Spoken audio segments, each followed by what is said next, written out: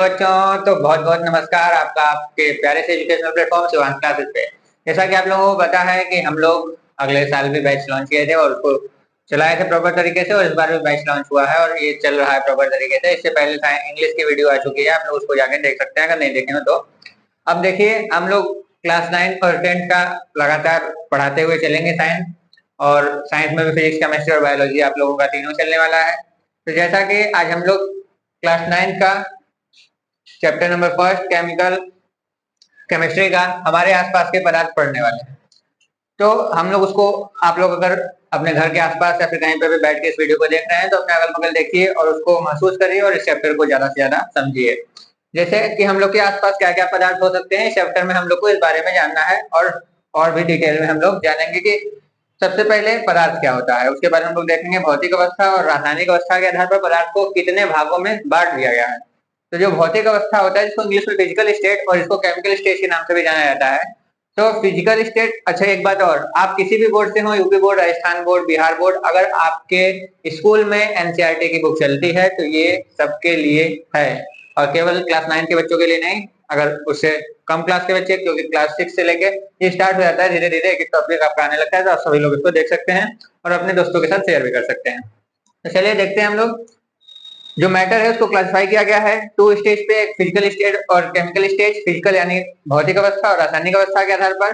तो भौतिक अवस्था के आधार पर पदार्थ को तीन भागों में बांट दिया गया है, ठोस, द्रव्य और गैस। देखिए, द्रव और द्रव्य में अंतर है, इसको हम लोग देखेंगे जब पढ़ेंगे तो। उसके बाद हम लोग ये समझेंगे, ये तो आपका पहले चैप्टर में आ जाता है, और दूसरा चैप्टर क्या हमारे आसपास के पदार्थ शुद्ध है या नहीं, उसमें आप लोगों को ये देखने को मिल जाएगा कि रासायनिक अवस्था के आधार पर पदार्थ को दो भागों में बांटा गया, शुद्ध पदार्थ और अशुद्ध पदार्थ, यानी प्योर सबस्टेंस और इनप्योर सबस्टेंस। प्योर सबस्टेंस यानी शुद्ध पदार्थ, इसको दो भागों में बांट दिया गया है, तत्व और यौगिक। एक चीज मैं भूल गया हूं यहाँ पर, जो तत्व है उसको भी बांट दिया गया है तीन भागों में, जैसे कि धातु, अधातु और उपधातु।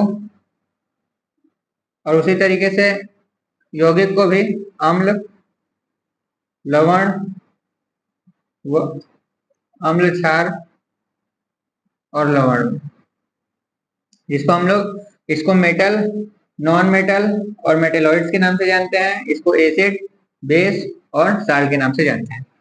इसको भी हम लोग डिटेल में पढ़ेंगे, क्लास 10th में जाएंगे तो इसका एक चैप्टर बन जाएगा अलग से, इसका भी एक चैप्टर बन जाएगा अलग से।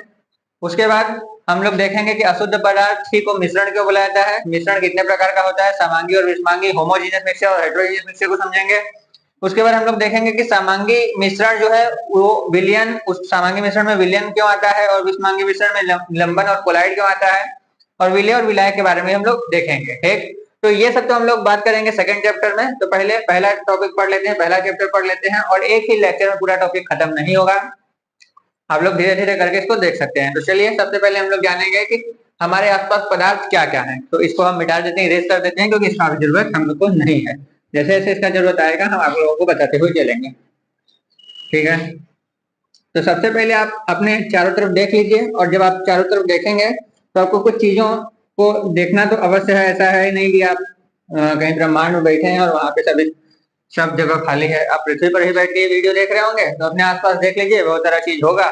जैसे कि मेरे आसपास है ये व्हाइट बोर्ड, ये मार्कर, और आपको दिखा सकते हैं ये चेयर, और भी बहुत सारा चीज है, जैसे कि ये माइक।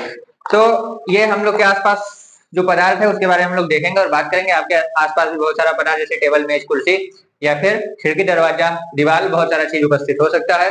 तो जो मैटर है वो होता क्या है, चाहे जो भी आपके अगल बगल, चाहे कॉपी किताब कुछ भी हो, उसको आप लीजिए और महसूस करिए।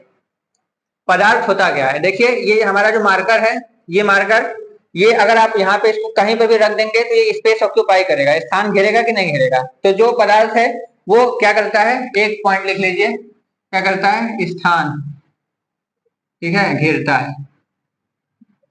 कौन घेरता है भैया, तो पदार्थ, ठीक है। और क्या करता है, एक चीज महसूस कर लिए ना कि जो पदार्थ होता है वो स्थान घेरता है। क्या करता है, पदार्थ स्थान घेरता है, वेरी गुड।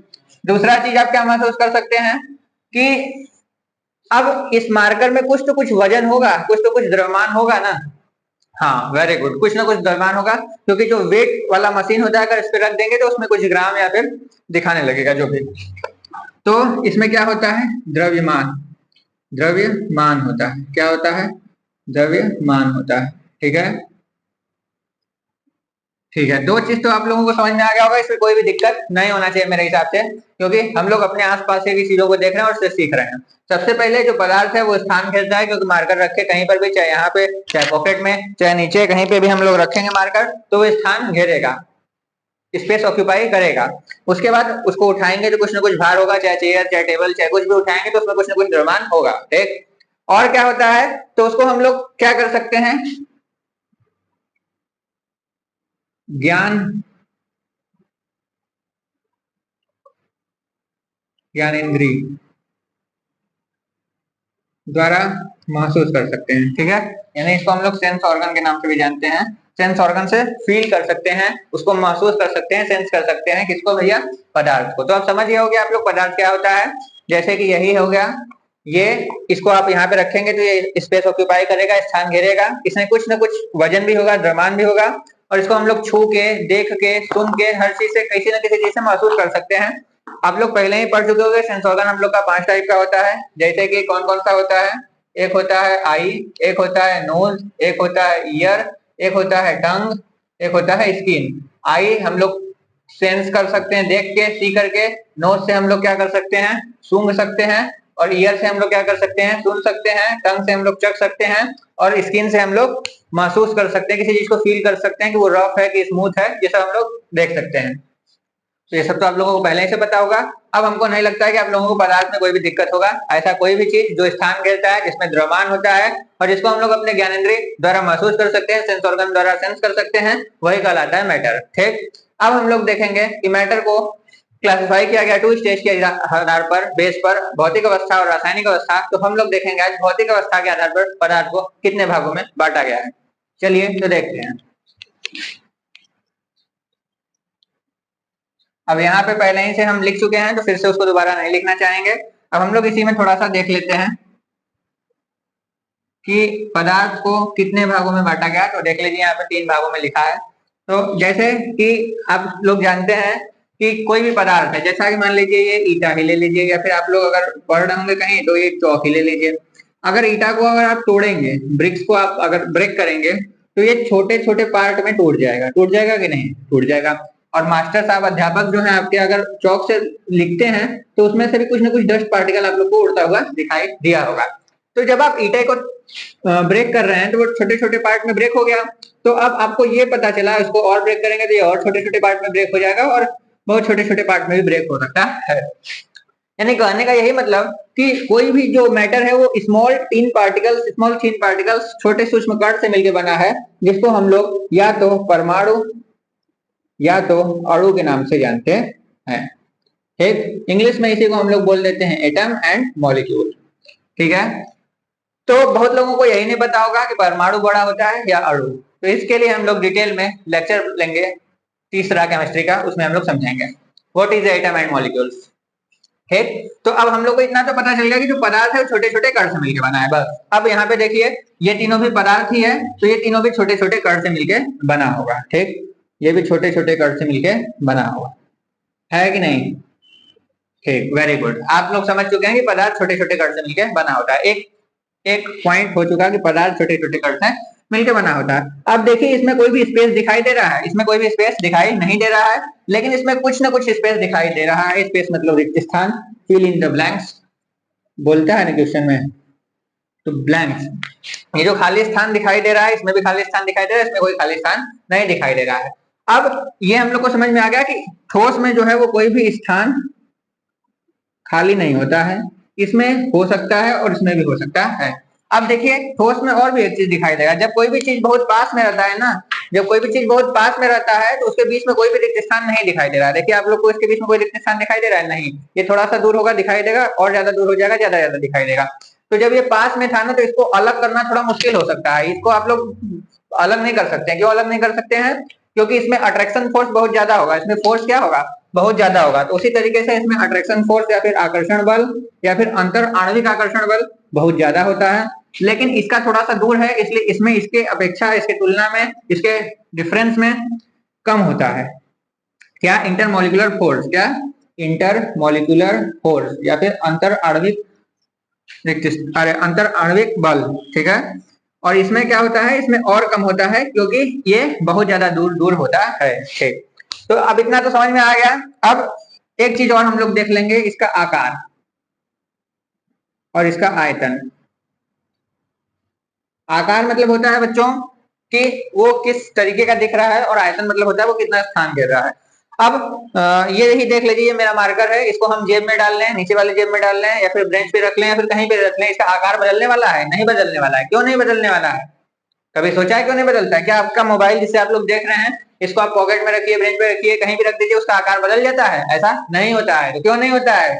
क्योंकि इसके बीच का इंटरमोलिकुलर फोर्स काफी अधिक होता है। इसके बीच का जो बल है वो बहुत अधिक होता है, और उसमें कोई भी रिक्त स्थान नहीं पाया जाता है, इसलिए आकार इसका नहीं बदलता है। लेकिन वहीं आप दूध ले लीजिए, पानी ले लीजिए, या फिर तेल ले लीजिए, उसका शेप बदल जाएगा। लोटा में डालिएगा, बाल्टी में डालिएगा, चम्मच पे या फिर कटोरी में, जहां भी डालेंगे उसका वो शेप ले लेगा।